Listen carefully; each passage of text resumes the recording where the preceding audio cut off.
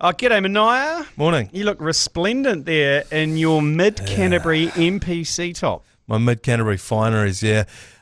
You'll remember Jake from Ealing Station, and we made a bet last year that if Mid Canterbury were to tip up South Canterbury, I'd wear a Mid Canterbury kit on a commentary.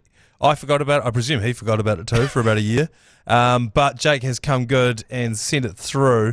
I think he wanted rugby commentary, but we're done with the rugby commentary. So you might have to do it on a cricket one. I'll wear it on the cricket. I don't know if it has quite the same effect. We could just wait for next season, I guess. Could wait for the next season. I do have it. He sent me, I think it's the captain fridge because he's big, wide, and you put piss in him. Well, fridge is not that big. I mean, that fits you quite comfortably, and I wouldn't say you're. I'm also not that big either. Yeah, but you're not an extra XL POS. This is a 3XL. Oh yeah, see rugby jerseys these days. It's a playing jersey too. Yeah. It's got the rubber on the chest and the thing to put the, where they put the tracking thing in the back. Yeah, the little. Well, I was looking at the fans at the All Blacks game, and the old school big collar, cotton collar, and just normal rugby jersey are proving, funnily enough, quite popular. Yeah, oh, they're great. Yeah, and great. it's like, what? No one wants to wear the actual playing one. No. That's what they did such a good job of at the last Rugby World Cup, is that they made polos essentially that were out of the same fabric as the playing jersey. Because we look like shit as fans. Yeah. There's a problem the NBA had a while ago where 6,000 NBA fans in an arena in singlets smells horrific. And so they brought out the T-shirts. You remember LeBron playing in the T-shirt for a while. That was to try and sort of curb that issue. So people wear the singlet over the tee. Well, no, they were just the uniforms were a T-shirt for one season, but it just looked ridiculous, and the fans still looked like shit. But shout out to Jake for sending this through. So it's got obviously Manaia Stewart, NZME, Radio Hauraki. Then on the back, the sender details: Jake, no last name, company, Ealing Station, address 69 South Canterbury Road. That's good. The immaturity of that is still tickles me. And the follow through, it's good stuff. Hey, can you take that shirt? I can't hear you. Your mic's off. Oh, my mic is on. Joe, my mic still is on. Still off. And then hello. No. What do you want? I can. Yeah. Can you wear that to Texas? Can I? Oh, that's a good idea. Wear it in Texas, and we'll put the GPS unit in the back, which it's designed to do, and we will monitor your location in Texas. For one day at Austin City Limits. I think all 3 days at Austin City Limits. All 3 days. Yeah, just to can you hear me now? Yeah, I can hear you now. Some fuckwit changed the Tony Lyle. Tony fucking Lyle. Tony Lyle, Tony sweet little Lyle. Okay, what? All 3 days? Jeez, it's going to take a real hammering. Oh no, but I just want. All I want is the trail. Like I just want the kind of the visual map, and then just the lines of where you go, like bar, toilets, bar, stage one, bar, toilets. Actually, didn't leave the bar for the entire day.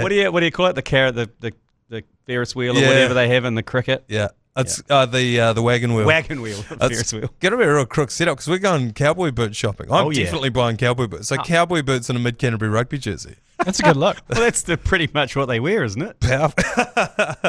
Yeah, pretty much. How good are all the videos of Oktoberfest coming out? Oh, the memories. Dude, the flashback. The memories are so good. Yeah, and then so whenever I get on a flight, and I just flew down to Timaru this weekend, I always go through my photos and delete all the like blurry random screenshots and shit. And have you seen when it does the little your memories from blah blah blah on your camera roll? Yeah. It did one for me for us with the music and it even picked the German song. Yeah, that was ridiculous. And just the photos there, the ones that really jogged some memories were of all the snuff. Oh yeah, it's peppermint, but basically crushed up.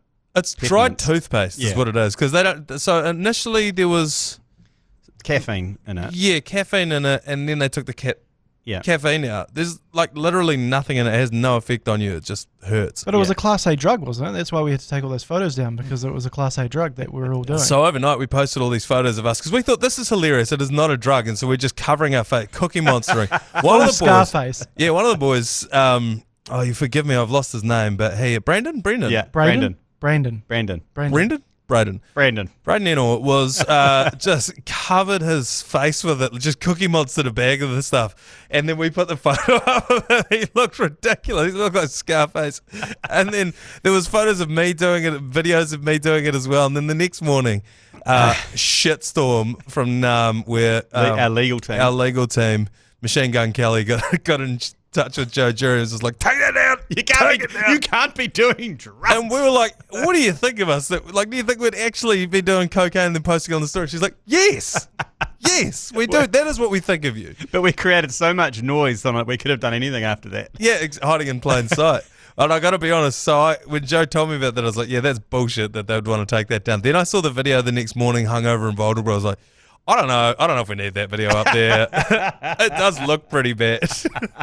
I didn't like looking at that. You had like a massive bump on your thumb, and I slugged it. Do you know what it was? It was that level of expertise with which I did it. Yes. I was like, I've given myself away a bit here. Yeah, you absolutely hoovered it. Hey, the bird of the year was the native New Zealand falcon, of which is a special guest on the podcast today. Yes. Welcome. Yeah, welcome. You're never going to reach that thing. That is the original Boujar hawk. Yeah, it's the original Boujar hawk. Bit of a story with the Boujar hawk here, which is the native New Zealand falcon, which recently won Bird of the Year. It's actually illegal to have a stuffed native bird in your possession. I know. But this was bought at Junk and Disorderly a few years ago by Cape Breton. And so the Department of Conservation got in touch with us and said, you're going to have to destroy that or give it to us because it's illegal to have one. To which we said, well, it's already dead, so and we didn't kill it. No. So we bought it. They demanded that we return it. So we did, and I had to go out and shoot another one so that we could replace it. Yeah. So now there's 2 bloody dead native hawks. Yeah, so it kind of backfired on them, didn't it? It did. Yeah. Do you remember, did you see that article that, what's her name, our man Peter Jackson wants to bring back another one? The moa. Oh, yes, the moa, yeah. Want to bring back the moa by Jurassic Parking an ostrich. Yeah. And then bringing that back. Well, I reckon the Haast Eagle would be the go. Oh, I reckon you could be able to do that easier, wouldn't you? The Surely. Haast Eagle? You just plug that thing into an eagle. Into maybe like an American eagle, into a bald falcon, eagle, and then redo that thing, Just a Frankenstein of a eagle. I'm sure the good people of Haast probably don't want that when all their dogs and cats go missing. Yeah, but what a tourist attraction. Tell you what. I'd go see it. Absolutely. 100%. A terrifying bit of kit. Sort out all the fucking possums, though. Oh, my God. They eat possums. Yeah, but what's going to happen what's going to happen? Sort the tar out. Yeah, what's going to happen though? Like all things we introduce, it'll pick on something else. Yeah, and it'll just wipe out something else. So probably the Kiwis. Yeah, then you introduce something else to get rid of that. Yeah, and then it just end up in this. Yeah, that is a ridiculous situation. Right. Let's get into this. Live from the Export Beer Garden Studios. This is the Agenda podcast for Tuesday, the 30th of September. The Agenda podcast, the home of sporting nonsense and claptrap. Brought to you by Export Ultra. 30th of September, I was wondering why that was ingrained in my mind, but that's when Chad Powers comes out on Disney+, so check that out today. Right. On the show today, Team Europe having the greatest bender ever. Cricket starts tomorrow, and Manaia has cursed South Canterbury and more. First of all, touch on the Ryder Cup. The Ryder Cup celebrations from Team Europe is some of the greats. The videos from the bus. Yeah. I think we've got the audio of them. Do we? Should we have Europe's on fire.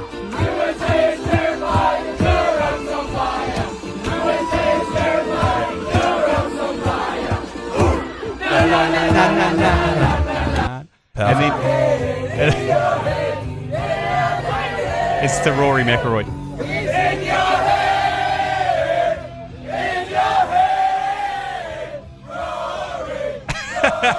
That is so good. It is one of the great. I love the fact that, great that they're celebrating in that fashion. I don't imagine the Americans celebrating like that. But they wouldn't post it either. I don't know. You reckon they would? Yeah, but Bryson DeChambeau's in that, Tim. He posts everything he does. Yeah, that's true. But I love the fact that they filmed it and posted it. Yeah. And have you seen the one where they're taunting Trump? Yeah. Are you watching? Are you watching Donald Trump? Yeah, I have. I've been watching all of it. I've been watching every second of it. And I've been watching every second of it because the crowd was going so apeshit. Oh, I love it. It's been good for the sport. The classic Americans, they definitely did take it too far. Like, the the commentator or the MC, and she was leading "Fuck You, Rory" chant. Yes. Like that's like Tony Lyle going out there and leading a "Fuck You, Davy Dum Dum" chant. I ended up doing something on Radio New Zealand yesterday. It was such a hot topic. I talked about the Ryder Cup, and they were obviously taking the angle that golf's been ruined, and the traditionalists. I was like, they're a victim of their own popularity now. It's such a popular game globally. After COVID, everyone took it up. It started becoming an every man's sport. So with that comes the crowds. Yeah. With that comes potentially the 5% becomes the 10% of boneheads. Europe kind of, but looking back, Europe set the standard last year, 2 years ago. Can you remember, like, it was almost like a football crowd at the Ryder Cup, and they were doing all football chants, but it wasn't dumb shit like the Americans. Nah, it's like the "fuck you" chant by the MC, and then also like throwing cups at players' wives and shit. It's like, all right. Yeah. There's a, but that's like again, it's the 5%. You're gonna get that, yeah. It's the 5%, and it's just the popularity of it is causing it. But it's added something to it. And Jerry was saying a good part of it is that you're playing for a team, whereas when you're playing for yourself, it's hard to get that. And totally. I like that. Now, I don't understand at all how the scoring system works or who is winning what. And it's pretty. I thought that as well until I actually sat down and watched it properly this time. And it's actually pretty simple because they have alternate shots one day, and if you play over 18 in pairs. Alternate shots, and they randomly pair you up. Oh, okay. And then if you beat them, you get 1 point. Oh, okay. So it was me and you versus Jerry and Joe. Yeah. And it's alternate shots from every hole. So you tee off, then I go next, then you go, then I go. Correct. And we play 18 holes, or you don't even need to get to 18. If we're 4 up after 15 holes, then you call it. Yeah. So that's as simple as that. And if you are tied at the end, you just get a half each. Yeah, and then they go and do that with singles. Yes, again. But they do that, and then they do it with pairs in a kind of whoever does the best. So me, you play whoever best shoots ball, Ambrose. Not Ambrose. They don't play Ambrose. It's like a 4-ball. It's like a 4-ball best shot. Say we'll play all our shots, and whoever gets the best one out of the pair of us is, say we're Europe. Yeah. I shoot a 3, you shoot a 4. Whatever. We take my 3. Oh, right. It's against their pairs. So it's not an Ambrose format, but it's kind of like. There's a term for it, but I don't know what it is. It's a foursome as opposed to a 4-ball, I believe. Yes, the foursome. And then they have the last day is the singles. Yeah. And the Americans are crowing. I've read a whole lot of shit about the Americans are crowing. Because Hovland got half a point. Yeah, because he got injured. Yeah, but that's been a rule for forever. So the Americans are moaning about that. But what they lost by more than half a point. Yeah, they are saying that they are still the best golfers in the world because in the singles they proved that they're like individually better players than the Europeans. But then they had to finish it with, but we suck as a team because the Europeans know how to play team golf. Doesn't that just sum America up? But I think it's a weird one though because it's Europe versus America. You know what I mean? Like they're all from different parts of the world. There was a good who's that girl, Hannah Burner, that they had? She was going around interviewing people on the sideline, and just some of the calls she had on the sideline commentary is great. We should get her on the ACC. But she was asking people whether they could point to Spain. Like where they thought Spain were, and most Americans think that Spain's in South America because they all speak Spanish. Yeah, they were doing a alternative breakfast show. Yes, with the guy from Saturday Night Live, Colin, who's married to Scarlett Johansson somehow. Yeah, that Hannah girl was doing the piece to cams and everything. Yeah, right. Who would have thought that an alternative, funny kind of not so look. serious thing would look? I don't get it. Would work, yeah. I don't get it either. Because they started at 6 a.m. And it was hilarious because they were doing out and abouts and people were just slamming beers at 6 a.m. Did you see some people lined up on day one? The stands were full at 4:30 a.m. Jesus. Because they tee off at 6 a.m. But that was insane. Yeah. And some dudes had just been going all night and they'd commandeering golf carts and just It's good though because it makes every... how many blow-ups did you see on the course as well? Because the atmosphere is so intense. All the caddies are walking in the line, and then dudes are blowing up at each other. Bryson and someone else are having words. Yeah, Justin Rose. It's Tommy Fleetwood. And apparently Tommy Fleetwood said to him, it's not as easy as YouTube, is it? That's good. Yeah, kind of. But he's also a genuine fucking... But the other thing is, it makes every shot more intense because usually you watch golf and they just go out and they play their round and then you check the scores at the end. But it's when you go and shot for shot, it's like, well, he's got to do this here. Yeah. It's the only shot I can remember for the last few years. I don't watch golf that intensely. But was Rory on the 16th at Augusta? Yeah, and he had to hit around that tree. Around the trees. And hit it onto about 2 feet on the green. And I was like, that's incredible. But I don't remember many other shots like that. But with this, it's like shot for shot. You got to win. Yeah. It's great. It's great watching. And the players, like, love it. You can't blame the crowd too much because the players were egging them on.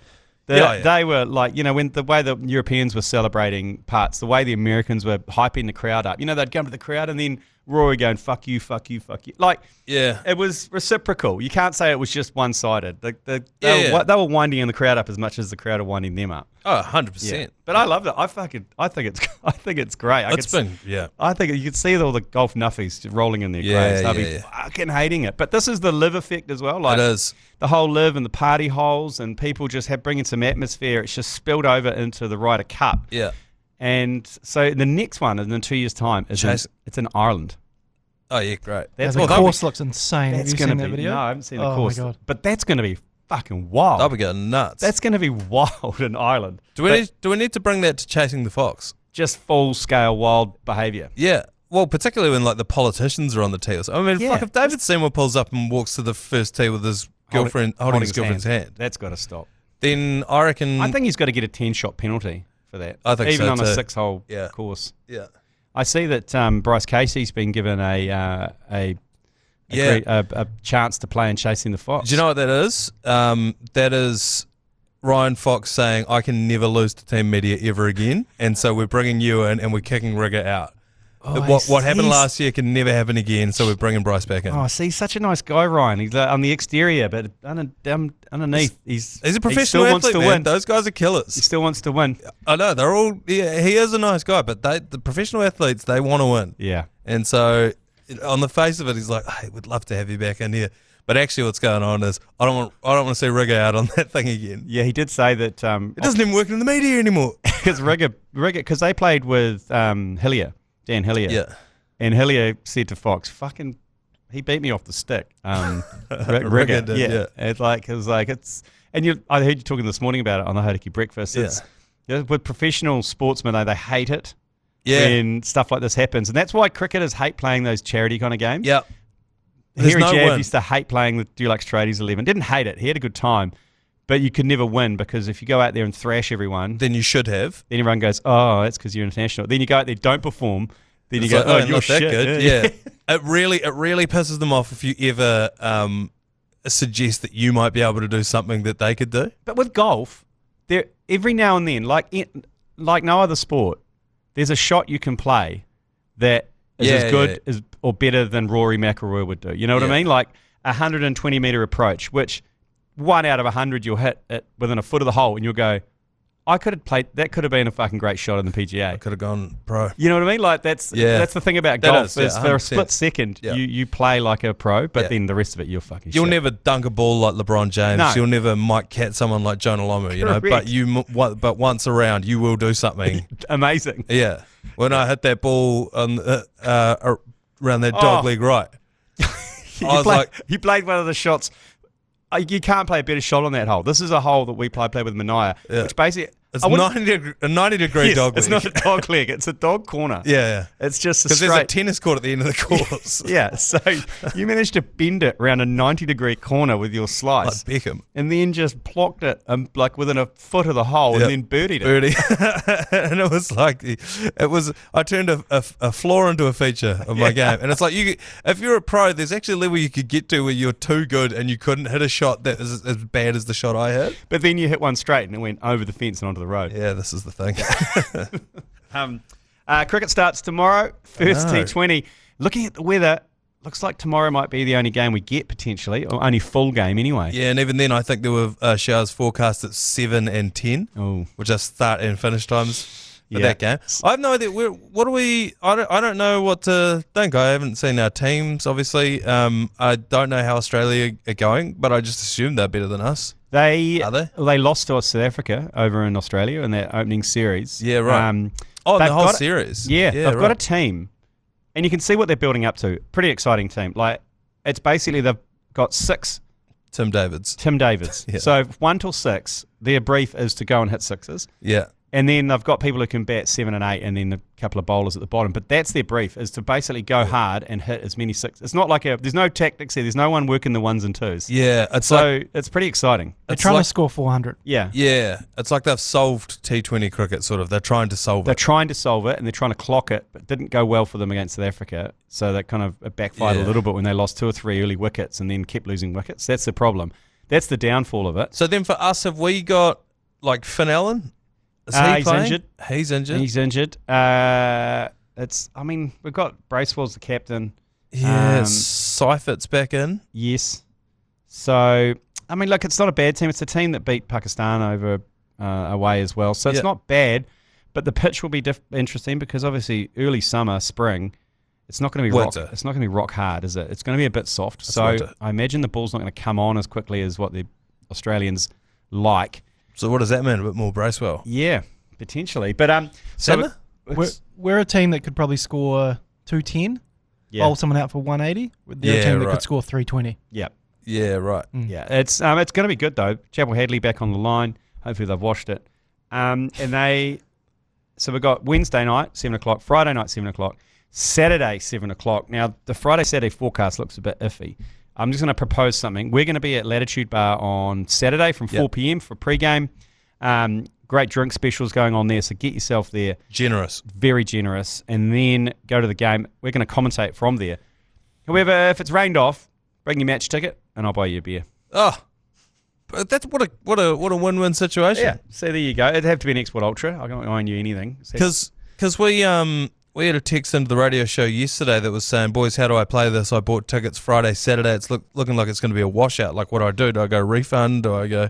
And we're like, no, particularly, I presume this person is not in their early 20s. I presume, as you get older, these weekends are fewer and further between. You do not cancel this kind of weekend. No. And if it rains, all you do is either just stay in the motel or, like you say, come and see us. Yeah, come to the pub. Yeah. And and I'll buy you a drink, bring your match ticket, and we'll try and put a positive spin on the weekend if the rain does affect it. But Mitch Marsh was getting interviewed. They did a press conference, as they always do, down at the Mount, down on the main beach with the Mount in the background. Yeah. And Mitch Marsh was at the beach, and he was like, isn't this supposed to be like the Goldie of New Zealand? And in the background you could hardly see the Mount. It was like drizzly, grey, cold. Vittori's getting a lot of shit because he's like, all the players are asking him like where to get coffee, where to go out for dinner. Like they think basically everyone in New Zealand just lives in one big village. In New Zealand, and Dan's like, I don't live in Tauranga. I don't fucking know where to go. So do you know? I think that two things on that. First off, that because they're Australian, they're comparing everything to Australia, and they'd be like, "What's the closest thing New Zealand's got to the Gold Coast?" It's like it's not really. There's a couple of high-rise buildings. Yeah, there's a nice beach. You get about 2 weeks. But the other one is because everyone in Australia, they do only live in 5 spots. Yeah. They live in those big cities, and even then Perth, I'll probably circle that one and throw it out. They live Melbourne, Sydney, Brisbane, and that's it. Adelaide? Yeah, kind of Adelaide, kind of Canberra. Not really, but the 90% of the country live in those 3 spots. And so they probably presume that we're like that too. And it's like, no, not really. Yeah, well, they've been preparing well at a golfing resort for the week beforehand. So, I've heard this. Yes. So have you talked about this on the podcast? Are you allowed to talk about this on the podcast? I haven't revealed the full extent of their bar bill. Right, but they've been staying at a golf course. Yes. And they have been enjoying themselves, it seems. Happy team means happy results, I reckon. On and off. That's all I'm going to say. We employ that here at the ACC as well. That's right. Right, we'll take a quick break. We'll be back with a little bit of rugby chat, and then we'll probably get into some yours, please. Righto, Manaia, in the Caravan Facebook group, which is our our ACC closed community group, which you can join. Text Caravan to 3236. You're more than welcome. People get in there and they discuss various topics. They raise issues they've got with us. They raise corrections, ideas. Fact checks. But a few accusations have been slung your way, yes, Manaia, and that has been around you cursing South Canterbury. Yeah. Who lost a real grudge match to North Otago. Yeah, it is a grudge match to North Otago. North Otago renovating their current home ground, so they're playing away at the AMP Showgrounds in Oamaru.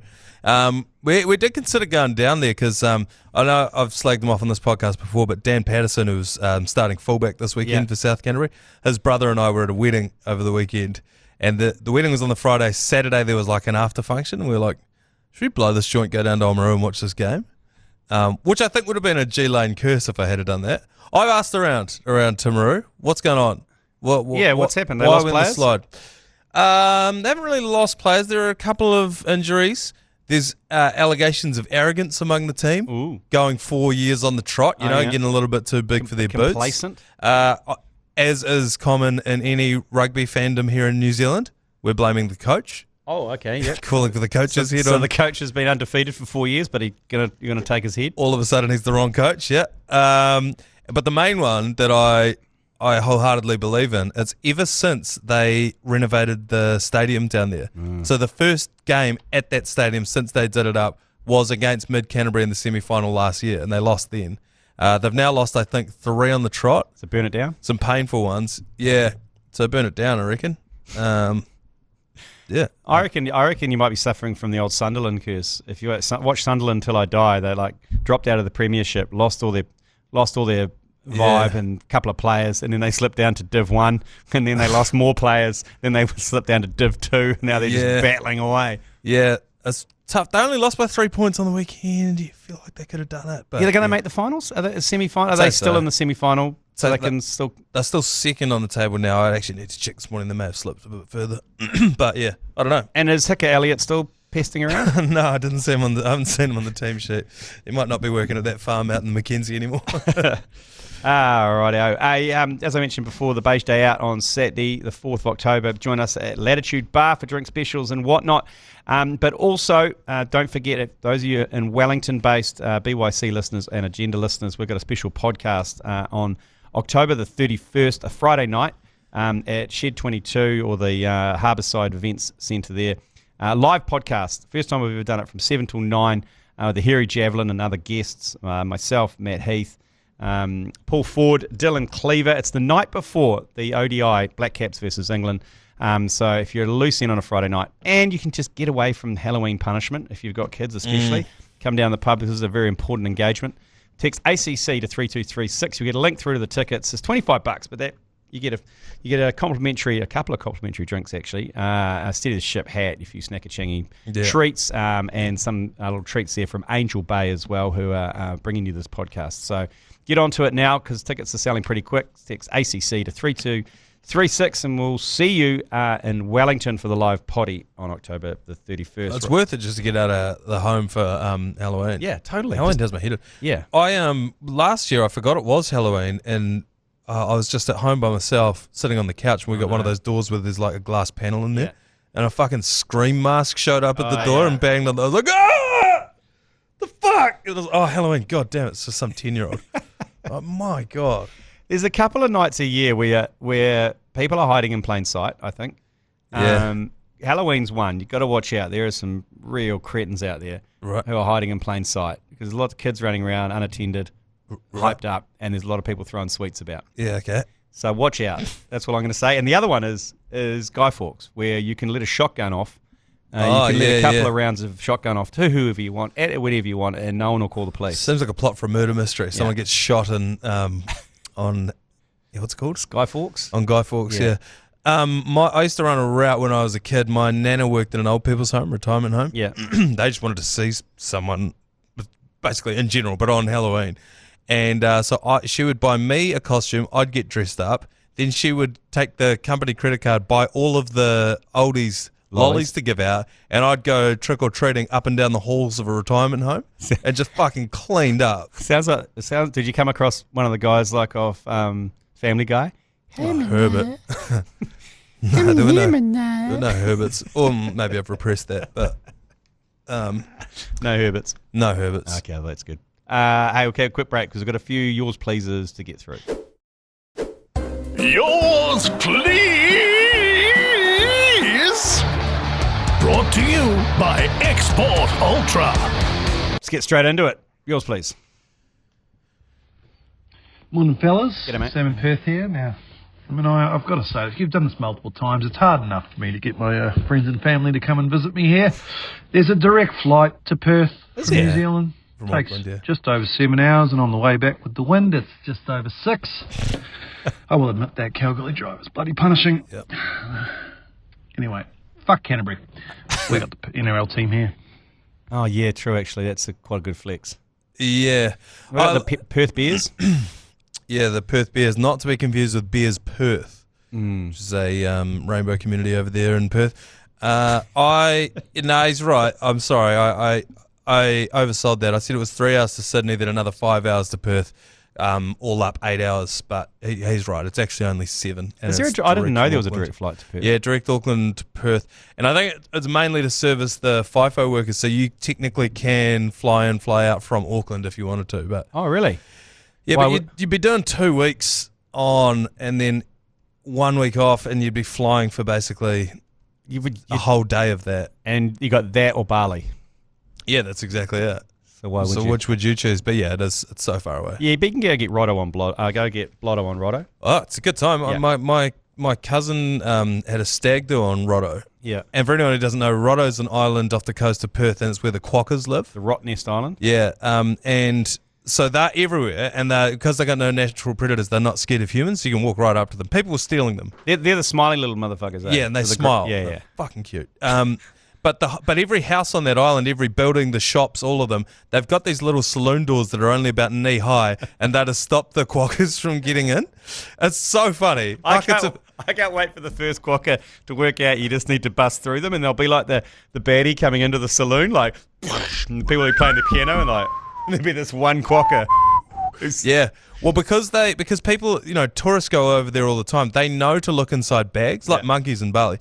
And so if you leave your bag there, they'll try and get into it. Well, anyway, my cousin was over there on a stag do, and they all got Roto on Blotto, Blotto on Roto. Yeah. And left their little saloon doors open and fell asleep in various places in the house. They woke up quokkas fucking everywhere, just covered in quokkas, into the drawers, into the bags, rifling through their clothes.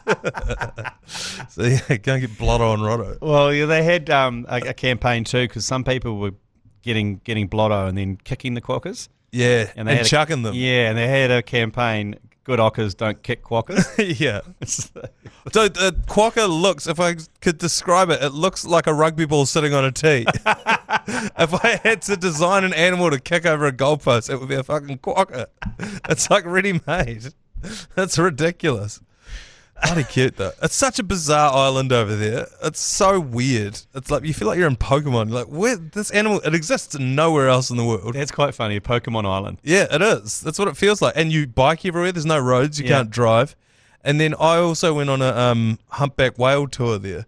And this guy, it's just some Aussie yobbo who's put 2,000 horsepower worth of outboard motors on the back of this thing. It's so illegal. And then he's like giving you the safety briefing, like, sit back, relax, and enjoy the ride. And then he kicks off fucking Back in Black AC/DC, floors it, and this thing just gets airborne off the first wave. And he just does that, fangs it up and down the humpback highway. And as you're doing it, there's humpbacks exploding out of the water, like within 20, 30 meters of you. Like, how do you know you're not going to hit one of these things? He doesn't. No, he doesn't. He doesn't. He lost everything in the divorce, bought this boat, couldn't give a fuck if we go down. It's got a Roto. Right. We got another call. It's Jake from Ealing Station calling. Yeah, yours, please. Yeah, g'day, Mashy. How are you, babes? G Lane, you fucking mad bastard. Just young Harry here from Huamaru. Just wanted to say, like everyone does, fuck South Canterbury. Yep. Fuck you, you dogs. Suck that Manaia. Shove it up your jacksie. Up North Otago. Love to see it. Up the old goals. We're finally getting a win over those fucking cheating pricks over the river. Thanks, mate. Keep it up. The biggest podcast in North Otago and South Canterbury, The Agenda. Yeah. Well, one of the things is that we don't have a frequency there. Yeah, right. So I got a lot of, when I was down at this wedding over the weekend, and a lot of my mates' parents were like, oh, here you're on the radio. How do I listen to that? It's like, don't. Just don't. That's like my mum. Yeah, whatever you think of me now, don't taint it. Don't go and listen to that and then be like, what? But then the flip side of that, like I keep saying, is because people don't listen to this podcast and then they go, well, how come I see you on all these videos saying fuck South Canterbury? And I'm like, no, I'm not saying that. People are saying that to me. Yeah, it was. I saw a post and all these guys I knew growing up were commenting on it like, "Whoa, what the fuck? Why is Manaia fucking slagging off South Canberra?" No, fellas, I had to ring them personally. Look, like, I'm not doing it, Jared. I'm not saying that. I was supporting them, and I still am. Although I don't know, just wavering. Yeah. Okay. I still blame Dan Patterson. We were talking about Oktoberfest before. I saw a post. Taylor Curtis is at Oktoberfest. Oh yeah. I messaged her saying, Bitched it. make sure you go on the Travelator. Oh yeah. And she replied with a video of the Travelator. So stay great. tuned. Oh God, that thing was amazing. oh Get her on that bloody spinning carousel of doom as well. yeah, where they try and lasso hot chicks off a circling disc. Next we have Yeah, I told that story on the podcast recently. It got another run with a. I'll tell it again, but he basically was explaining to me, this random German dude next to me, about what they were asking, because it was groups of people, and he's like, "Oh, if you have lederhosen that goes past the knees, if you have blue eyes," he's doing all this, and then so that round finished, and then the next round started, and the MC goes, "Oh, blah blah blah blah blah," and I turned to Hans like, "What did he say there?" He's like, "I don't know how to say this," and then all of the black people in the crowd got up and walked onto the thing, and then people started lassoing them and throwing shit at them and pulling, and I was just like looking at the guy. You saw the guy, Joe, the MC. He looked insane. it was the Wizard of Oz. yeah. Don't look behind the glass in his lederhosen and shit. And you could just say, I don't speak German, but you could just see him just be like, "Did everybody enjoy the people with blue eyes? Now who wants to see some black people?" And the crowd went nuts. It was horrific. You can't do that in 2020. Yeah. There's in the Oktoberfest. It's a time capsule. Yeah. But they do miss a big period when they did the History of Germany parade. Yeah. They missed a big period. Oh, yeah, because we know. Yeah, we saw that when we pulled up, but they were doing the protest. The parade. The parade. There was a big gap from about 1918 to about 1945. Here's the Bavarian division from 1888 or something, and then it's like, and all of a sudden, 1973. It's like, you're missing something. I knew if we were at that parade and a whole lot of goose-stepping Nazis came past, you'd be like, "What the f-" in Lederhosen. That's a good point. That is a good point. But, I mean, close to that, there was an armed security guard, great-looking dude, policeman, standing in front of us with a machine gun in his hand. Oh, yeah. And you went and got a crate of beer. And I opened it and turned around and was just like, so close I could have hung into him. And he's standing there with a machine gun. I was like, "Fuck." And he just smiled at me.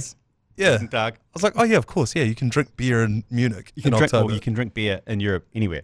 Yeah. It's just here with a full scale. Yeah, I would have been shot here for sure. Okay, next one, yours, please. Hey boys, self-proclaimed bowling all-rounder here. Mm-hmm. Just been sent video evidence that the Australian cricket team is in fact here, and at Danny Doolan's nonetheless great place. Wow. Great place. Word of mouth is they're quite scared about this series, which I love. My question to you is, who are the top 5 most punishing Aussies of all time? Oh. Has to be cricket related. Cheers, fellas. Love ya. Fuck off. Okay. Oh, well, how do you pick 5? Well, obviously, Davey Warner's at the top there. David Warner. Smith, I had in there just purely because he's just a bit annoying. He's probably on the spectrum a little bit. But Brad Haddon. Yeah, of course, Brad Haddon. Michael Clark. Yeah, Clark. Pup. Of course. Yeah, you really... Skull? Skull? Where do we sit on Skull? I don't mind Skull. Yeah? I enjoy Skull. He did possibly one of the best after dinner speeches I've ever heard when I was emceeing. Oh, yeah. It was pretty... He brought the house down. So Warner, Smith, Haddon, Clark. Warner, Smith, Haddon, Clark. We've got one more spot in our team of Australian cricket punishers. Mitchell Johnson? Yeah. Mitchell Johnson had a top-knot anti-vax phase there. Is there anyone from the 80s, around the 80s time? Your Dennis Lillies, your Bruce Reeds, your Alan Borders, McDermott, Dean Jones? Oh, who was the cheater? Dyer. Oh, Greg Dyer, of course. Dyer the liar. There you go. Doug Bollinger? No, he's all right. Doug the rug. You see, the thing is, social media and all those IPLs made me hate people like, I can't hate Zampa or Stoinis, or naturally I would have always done that. What is it about Zampa and Stoinis that you hated? No, that I can't hate. Oh, right. I can't hate them normally without... Because you do usually hate people like that, eh? Yeah. Can't stand them. Those muscly guys. Yeah, fuck you. Members of the Zampa Stoiners community. You can't go them. But I'm glad to see you come. Oh, yeah. Modern day. It's 2025. It's 2025. Whoa, G Lane. Okay. Back the truck up. Counties do not suck. Oh, no. Well, a little bit. Not as much as fucking Harbour or Auckland. Yeah, it's true. We're the best team in the province. We're in the top 8. Take a breath. We're going to tip up the marker next week. So get your fucking counties out of your mouth. Eric. Yep, I apologise, sir. I still did say, if you listen back to that, I did say that counties are still in a chance of the playoffs. Whereas, but they are at the bottom of the top 8. Yeah. Whereas Auckland and Harbour are so far out of the top 8. It's not you funny. just saying that as counties are going to fold their entire province. Oh, no. Does any? No, you can't say that. Curse them now. Like, just because they can't qualify 8th for the playoffs and I curse them. They've got to play the Markle. Is there any other show in the world that's just got an open line to tell the host to get fucked every single day? Another pointless world first for the ACC. It makes my palms sweat sometimes when they're like, all right, Manaia. You're like, oh, they started off, eh? What did I say? You don't know where it's going to go. That guy that was like, I went to uni with Manaia's missus, like, where the fuck is this going? Okay, last one. Yours, please. Good stuff.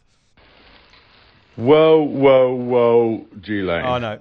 Nah, same one. Same guy. I don't know. Unintentional part 2 of Danny Doolingate. Oh, yeah. There was Mitch Marsh, Travis Head, and Josh Hazelwood. Apparently, Mitch and Travis, great blokes, good yarns. Josh Hazelwood, on the other hand, a wet cloth of boredom, quote unquote.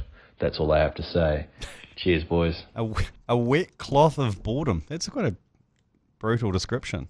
Yeah, but also that report has come from this guy's mate who went up and punished them at Danny Doolan's. Yeah. Probably heavily pissed, you know. So but you know what? It does line up with how I think, Travis Head and Mitch Marsh do seem like the two dudes. I'd just from that doco that I watched, whatever that one was called, the cricket one. Match or something, a test match or something. Yeah. The test.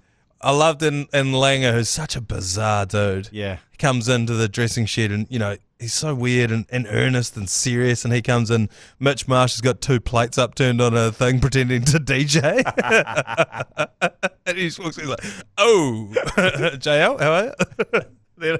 I also like the fact when Justin Langer got angry and kicked that rubbish bin down the stairs of the viewing platform area. And he went, rah! Kicked it. And then spent the next 10 minutes on his hands and knees picking it all back up again. Putting it in the bin. That's so... Fuck, that was a good doco. Cricket teams need to be studied more. They're so weird.